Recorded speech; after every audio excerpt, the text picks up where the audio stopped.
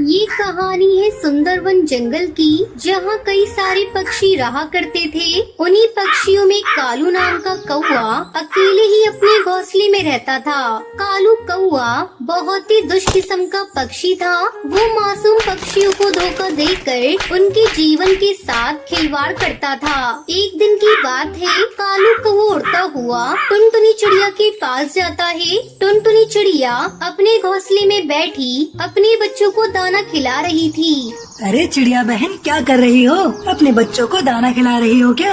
अरे कौवे भाई, अच्छा हुआ आप आ गए। मैं अभी आप ही को याद कर रही थी। हाँ बोलिए टुनटुनी बहन, क्या काम है आपको मुझसे? कौवे भाई देखिए ना, मेरा घोंसला कितना टूट गया है और हमारे जंगल में ऐसी मजबूत लकड़ियाँ भी नहीं है कि जिससे मैं अपने घोंसले को मजबूत और पक्का बना सकूं।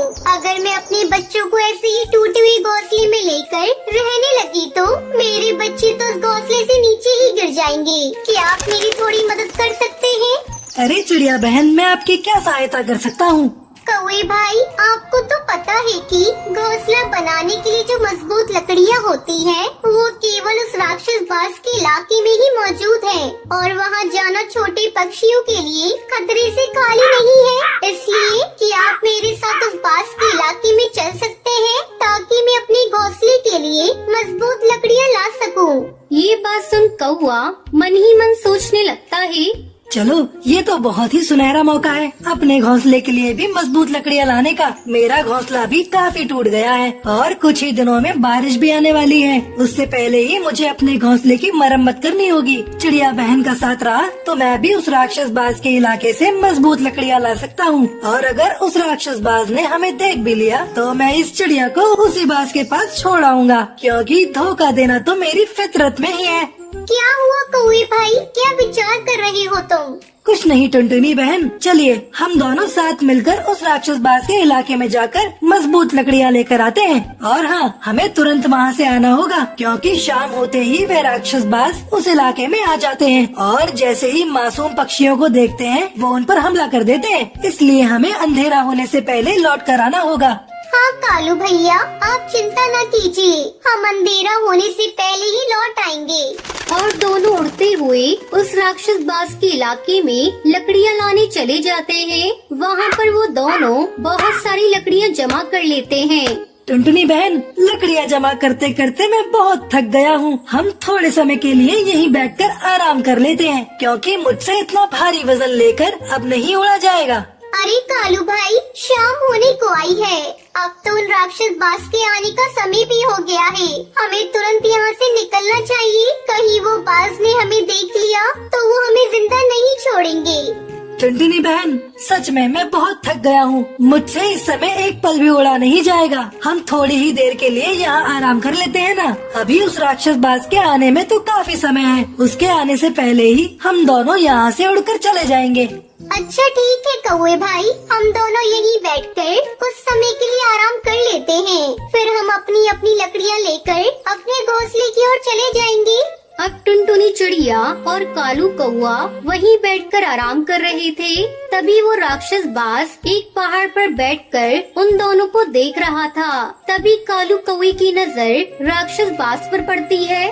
अरे बाप रे, ये तो वही राक्षस बाज उस पहाड़ पर खड़ा है। मुझे तुरंत यहाँ से निकलना होगा। वो बाज तो इधर ही आ रहा है। कहीं उसने मुझे पकड़ लिया तो वो मुझे मार ही देगा। अगर मैंने चिड़िया बहन को ये बात कही तो वो चिड़िया बहन अपनी लकड़ियाँ उठाने के चक्कर में मुझे उस बाज के हाथों में पकड़वा देगी। एक काम करता हूँ, मैं अकेले ही यहाँ से भाग जाता हूँ, क्योंकि चिड़िया बहन तो मुझे यहाँ से जाने नहीं देगी। कालू कौवा टुनटुनी चिड़िया को बिना कुछ कहे ही वहाँ से उड़कर चला जाता है। तभी वो बाज टुनटुनी चिड़िया के पास आता है। अरे ओ चिड़िया, तुम्हारी हिम्मत कैसे हुई मेरे इलाके की लकड़ियों को हाथ लगाने की? तुम्हारी इतनी हिम्मत कि तुम मेरे इलाके में आकर मेरी लकड़ियों को ले जा रही हो। रुको, मैं तुम्हें अभी मजा चखाता हूँ। अरे बाप रे, ये राक्षस बाज यहाँ कैसे आ गया? पर कौवे भाई कहाँ है? वो कहाँ चला गया? वो तो अभी यही सो रहा था। लगता है उसने मुझे धोखा दिया है। उसने जानबूझकर मुझे इस बाज के हाथों में पकड़वा दिया। ये उस कौवे ने बिल्कुल भी अच्छा नहीं किया मेरे साथ। इतना बड़ा धोखा दिया है। तभी वो राक्षस बाज टुनटुनी चिड़िया को मार मार कर लहूलुहान कर देता है। टुनटुनी चिड़िया पूरी तरह से जख्मी हो जाती है और वो गिरते पड़ते अपने घोंसले में आती है। तभी वहाँ हरी काकी आती है।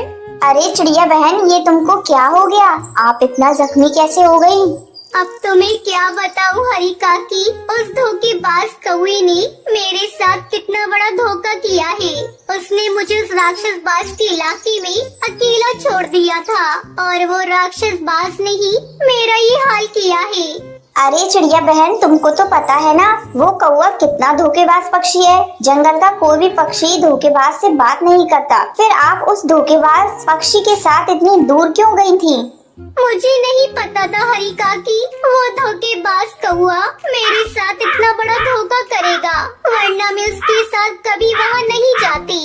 तभी कालू कौवा उड़ता हुआ टुनटुनी चिड़िया के घोंसले के पास आता है और वो टुनटुनी चिड़िया को देखकर जोर जोर से हंसने लगता है।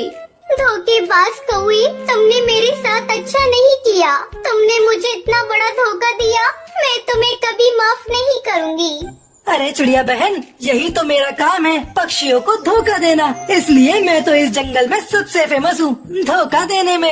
तभी कालू कौवा जिस डाली पर बैठा था वो डाली टूटकर नीचे गहरी खाई में गिर जाती है, जिसके बाद वो कालू कौवा पूरी तरह से जख्मी हो जाता है और वो जोर जोर से रोने लगता है। अरे टूट गई रे, मेरी पूरी हड्डी पसली टूट गई रे।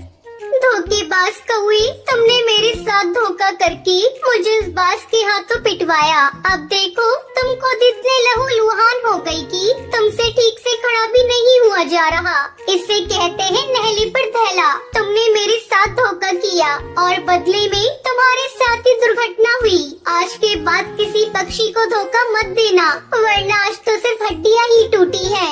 अगली बार पता नहीं क्या क्या टूट जाएगा तुम्हारा, इसलिए अभी भी समय है, सुधर जाओ। इस तरह कालू को अपनी गलती का एहसास हो गया और उसने आज से कसम खा ली कि वो आज के बाद कभी किसी पक्षी को धोखा नहीं दे